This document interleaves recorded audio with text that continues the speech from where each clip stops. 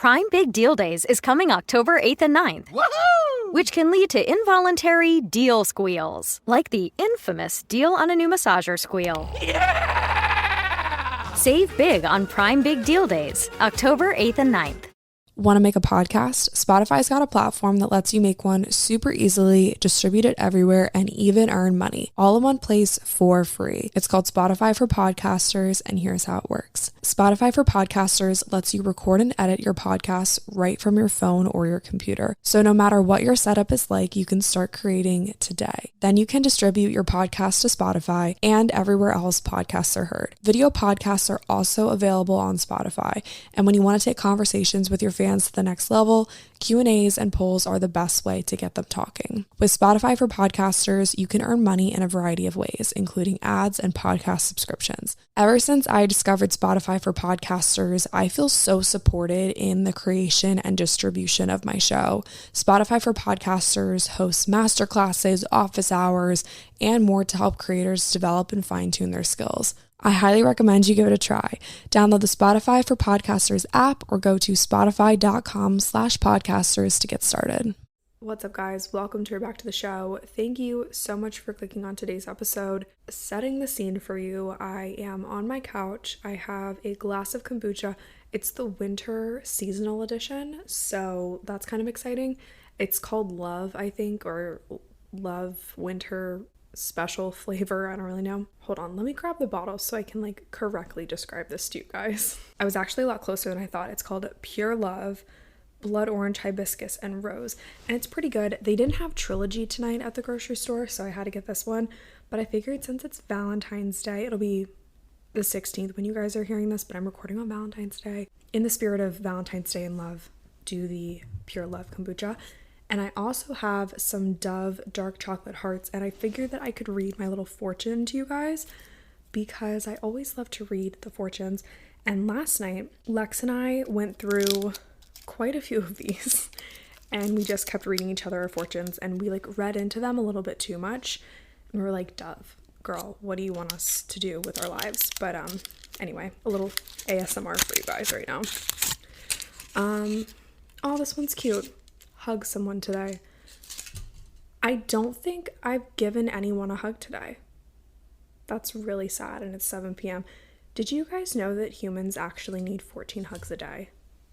So I have a lot of work to do before the night ends. Anyway, welcome back to the show. If you guys are new here, thank you so much for clicking on today's episode. If you're a returning listener, thank you so much for clicking on today's episode. I hope that you guys had a fun Valentine's Day. I hope that you are having a good week. To be totally transparent with you guys, I had a very rough Sunday night and Monday, and it was just one of those situations where you're like, shit, I thought that we were done with this. I didn't realize that this is still a thing that happens to me. I don't want to get too, deep into it because I don't want to spend too much time on the negative, but it was just a very, it's been a tough, 48 hours for me mentally. I was highly considering skipping this week's episode, but I made a commitment to you guys to show up as I am, no matter what. And so here I am showing up, and as I was setting up to record, I thought to myself, do I even bring up what happened within the past 48 hours? Do I bring up the fact that I'm sad right now? Do I bring up the fact that I'm alone recording in my apartment at 7 or 8 p.m. on Valentine's Day? Part of me was like, no, you're just gonna embarrass yourself. That's really freaking sad. But then the other part of me was like, I bet you that there are so many people who are spending Valentine's Day alone tonight, and I'm getting a little bit emotional, not because I'm sad that I'm spending Valentine's Day alone, but because I'm actually totally okay with the fact that I'm spending Valentine's Day alone. I've never really been the biggest fan of this holiday. In elementary school, it was always fun to get a Valentine's Day card, and I remember Fun Dip was my favorite candy because my mom was such a health nut, and she would never let us have Fun Dip because literally it's just sugar in a bag. It's disgusting. But we'd always get those Fun Dip Valentine's Day cards, go ham on those at recess. So in elementary school, it was super fun, and you get a little mailbox, and everyone shares their Valentines, and it's a big to do, and it's so much fun, and you genuinely feel so much love on Valentine's Day as a kid. I was at the grocery store the other day and I bought a bunch of these Dove chocolates and I bought some conversation arts and I just put them in some glass jars on our counter, kind of like our mom would do growing up. And Lex and I have just been kind of like, picking out of the jars every now and again the past couple days. And she has plans tonight and I was thinking about phoning a friend and going and doing something or going on Hinge and seeing, what's going on there, or calling one of my girlfriends and asking her if she wanted to go do like a workout or go to yoga or something. But then after my little situation the other day, I did a lot of reflecting and journaling, and I came to a couple different conclusions, which we'll talk about throughout the episode. But one of them is the fact that I've been single for roughly a year now.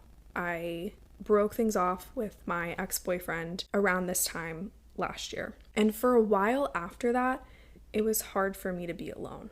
But sitting here in my apartment, alone, on Valentine's Day, it doesn't mean that I'm not worthy of being loved. It doesn't mean that I'm never going to find love. It doesn't mean that I'm a lonely person. It just means that it's a Tuesday night. I'm mentally and physically exhausted. I got to cook myself a really nice dinner, and I got to record my podcast, which is something that I love to do. And I can say wholeheartedly, like 100%, I'm not just saying this to say this, because you guys know I'm always honest with you. I am so happy to be single right now.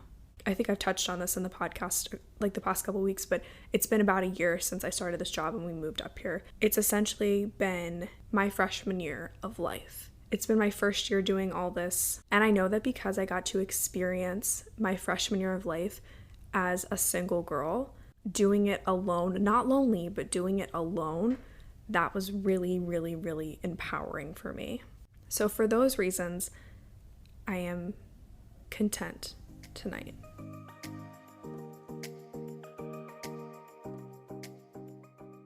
I opened up a second Dove chocolate, and my fortune inside of that one said, "Love is closer than you think." So I'm going to try not to read into that one. But anyway, that reminded me of a little passage of a book that I wanted to read you guys. I hope that you guys are okay with the fact that this episode had very little pre-planning because I wasn't even going to record this week. So it might be all over the place. So please just bear with me. So Lex got me a book for Christmas called That Sounds Fun by Annie F. Downs, and she's a podcaster. She's an author. It's just a collection of stories that she has from her life. And as I've been reading this book, I feel like I could have written this book. There's nothing that I've come across in this book so far that I haven't been able to relate to.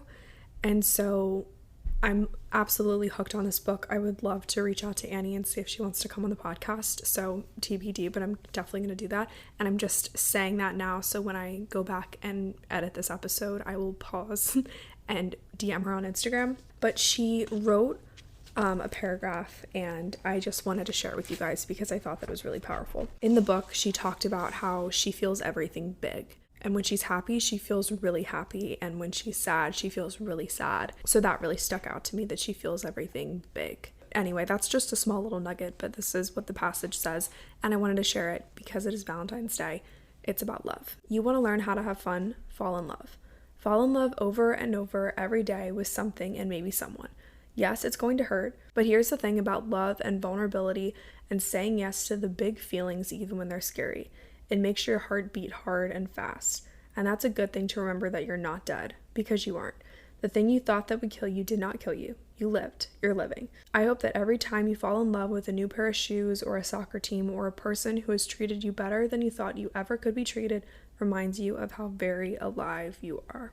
So when I read that, I paused and I read it again, and then I read it a third time. I am the type of person that loves people. And I try really hard to show everybody grace, to show everybody love, to just be the reason that someone is happy today, or like hold the door for a stranger, or like pay for the person behind me. Just like little acts of, we can say kindness, but I would say love. Showing people little acts of love every day is really important to me. And although I'm really quick to love others, to quote Annie from this book, loving myself has been one of the hardest tasks of my life. And that's really, really unfortunate. So I read this passage and then I was doing some journaling, and kind of to circle back to the whole freshman year of life concept, I wrote something in my journal that I wanted to share with you guys, and then maybe we can piece this episode together and kind of make it make sense. I'm also probably going to post this on Instagram, so if you see it there too, cheers, you can like pull it up and read along with me. Freshman year, you party a lot. Your classes are easy, and you frequent the dining hall. Your place is pieced together with furniture that only sort of matches. You probably struggle to make friends, but towards the end you find people that you vibe with. You don't have much figured out. You miss home. But that's okay. Everyone knows that you're only a freshman. No one expects much from you. Funny enough, I could rearrange any of those sentences to describe our first year here. Let's just call it my freshman year of life. On February 11th, 2022, I got the keys to our condo, ordered takeout sushi, and spent the night on an air mattress. Since that day, we have had a lot of fun. I've slowly pieced together parts of this house, but we still don't have a kitchen table, and to be completely honest, it will probably stay that way. I've probably ordered more food than cooked and royally screwed up my sleep schedule by saying yes to random activities and learned more about myself than I ever thought possible. I struggled to build a community at first because making friends as an adult is strange. But within the past few months, I found people that I'm incredibly lucky to have in my life. But one thing I can't do is admit that I've cut myself a break for being new at this, because that's not really how the real world works. One cool thing though is that now we're rolling into year 2. Thinking back to my sophomore year of college, this is typically when things start to get good. You start to settle in, you find your footing. You've gotten some gen eds out of the way, and maybe you've even declared your major. You have some good friends, and this is the year that those relationships either get stronger or they transfer. You're not quite new, and the sophomore slump can still creep up on you, but that just prompts a little bit more character development. Interestingly enough, the word sophomore in Greek literally translates as wise fool. That pretty much checks out here. Across the board, the verdict is that year 2 is always better than year 1. Maybe I'll learn to cut myself some slack this time, fully utilizing the little bit of wisdom I have while also partaking in a whole lot of foolishness. That is what came out of my deep journaling session the other night. The one thing that was a very common theme for me is that looking back on this past year, I never cut myself a break.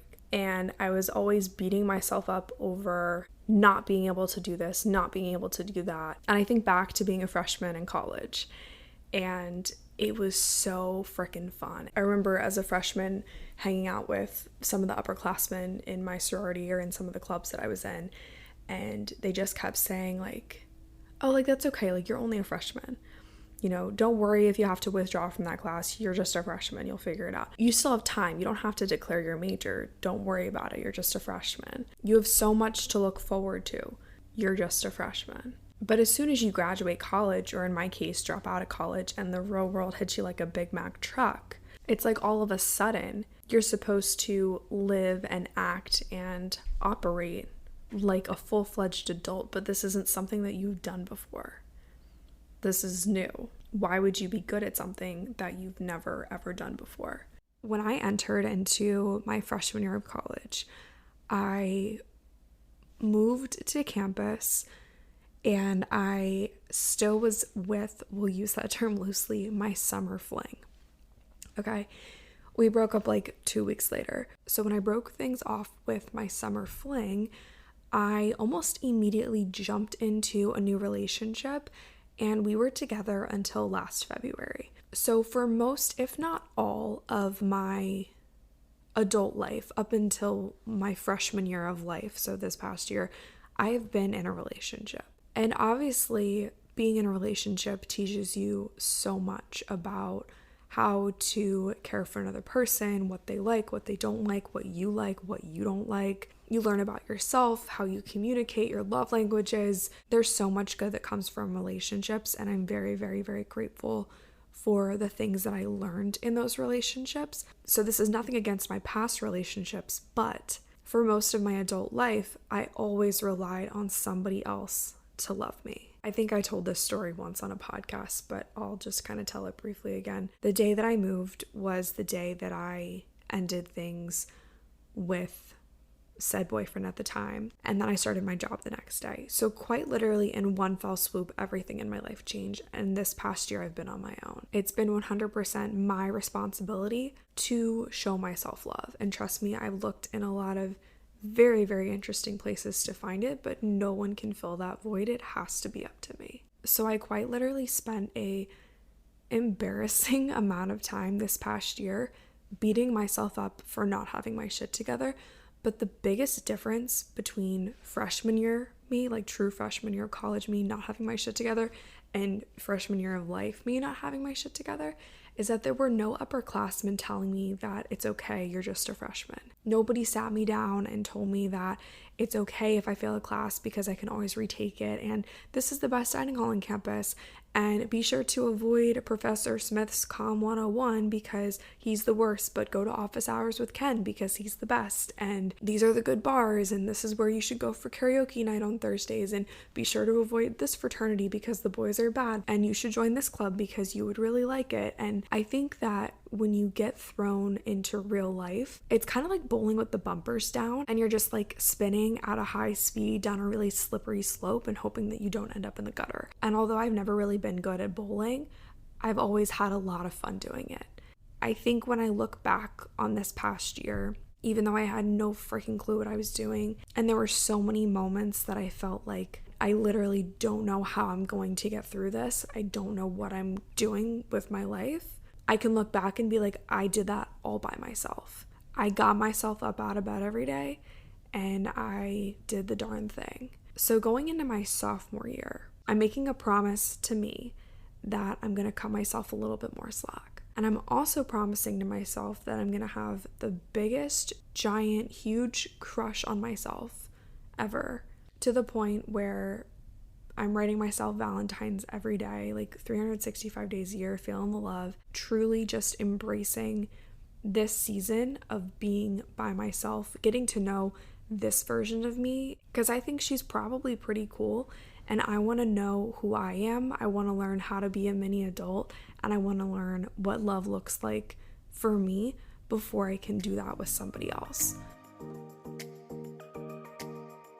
I know that I've kind of just rambled for like 15-20 minutes, and this episode might just be on the shorter side, but I hope that there was like a little nugget, a little piece of information in there that you enjoyed or that you can take something away from. Please let me know. I'm always messaging you guys on Instagram. We hang out in our 80/20 group chat, which you can click the link in the show notes that says connect with other 80/20 listeners to join the group chat. There are so many different rooms in there that people just like talk away in all day long, and it's super cool.